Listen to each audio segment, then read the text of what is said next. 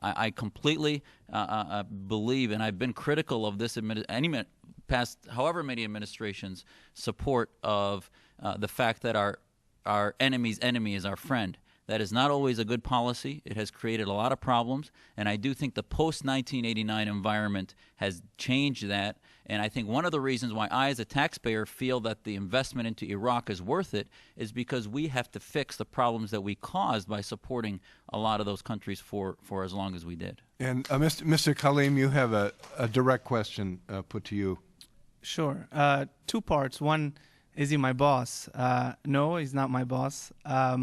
Our board of directors, has 9 individuals.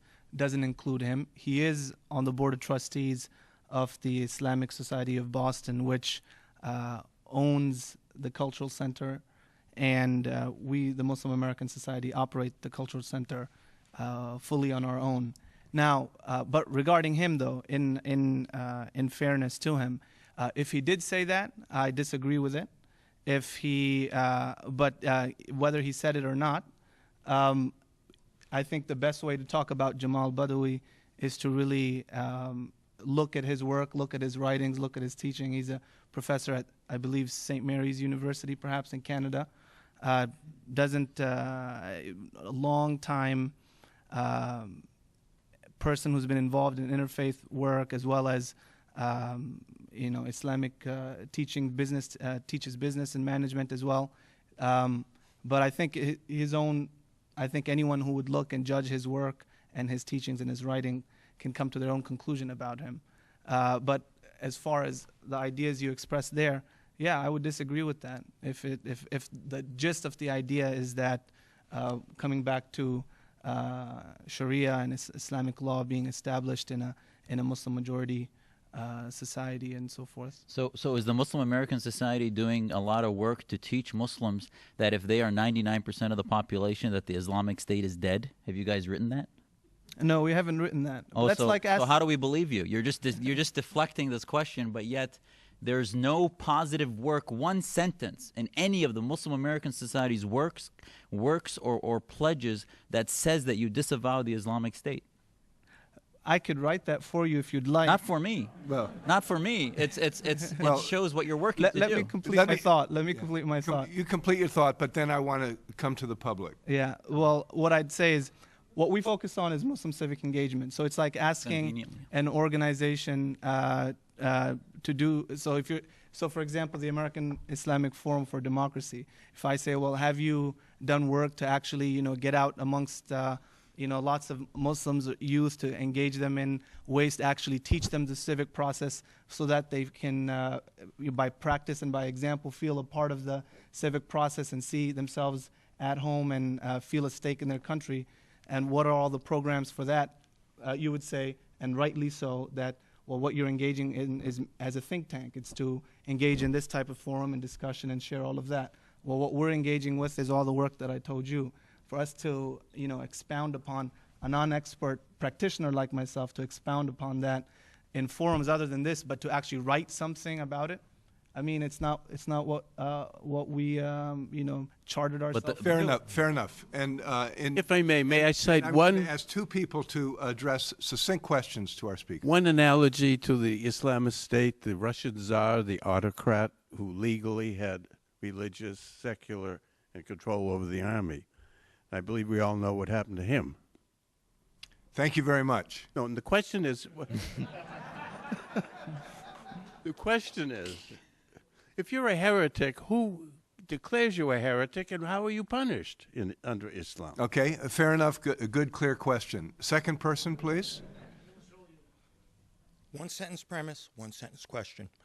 I have been astounded throughout this debate how American the assimilation that both Muslim friends have described. My question is this, after reflecting on it: Dr. Jasser brought up the principles that America was correctly formed on the principles of Jean-Jacques Rousseau, Thomas Jefferson. I see a dichotomy here in this question for all 3 of you. Those men's principles were in essence based, for the first time in history, that men could be governed by reason, could control their own lives. As a Catholic, as a Muslim, Jewish, Protestant brothers, We, in essence, do not believe that there's a dichotomy. We believe we have to look to something outside ourselves, that I am not capable of living that way. So How do we resolve that dichotomy is the question. Thank For you. all three of you. thank you.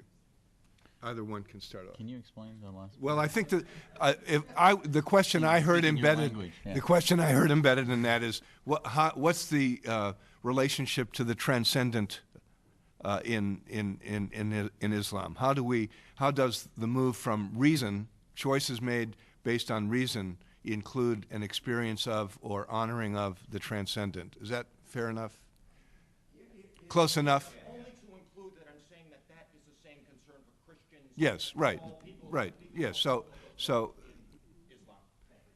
What was the question before that? and the question before that is how Heresy. how are you judged to be a heretic, and how are you punished? I think this is the thing that Muslim groups also are not doing enough work on is, for example, the concept of apostasy.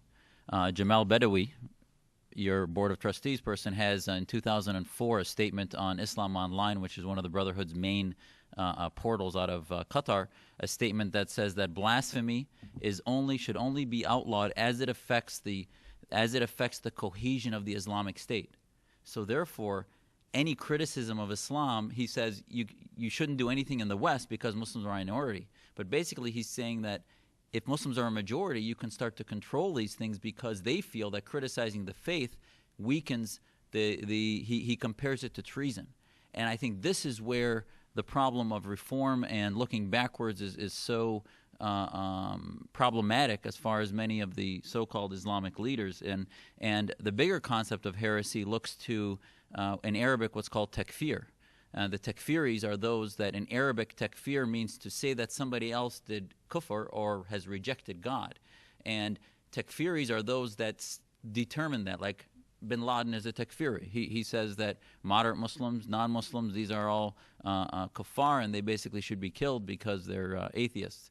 And the Amman Declaration actually was a significant declaration that looked and said that takfir is forbidden. Why? Because Islam doesn't have a church. There's no communication or excommunication, and it negates free choice in religion.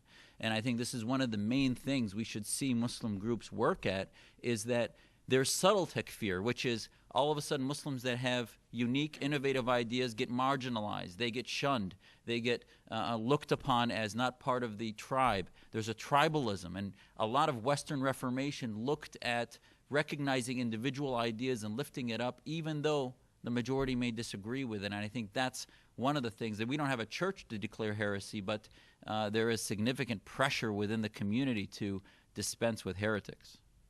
And Yeah. a comment. I think that's a good assessment, and I think it is one of the big problems that leads that radical groups do, this takfirism.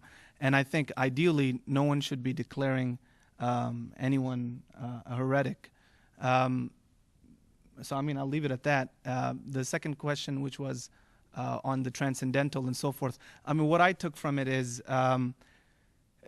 and I'll relate it to something that Professor Noah Feldman at Harvard Law School talks about in terms of this struggle between church and state, and how those of us who feel that there's something outside ourselves that drives us towards certain values, and incorporating that now in our public life, given we're in a plural society where we all celebrate the disestablishment of religion, is he sets up a paradigm of legal secularists versus values evangelicals. And values evangelicals, legal secularists, are those who would prefer to have no discussion in the public sphere of religion, and think that that's the way to help create a public space that allows different entities to, or different faiths to coexist well.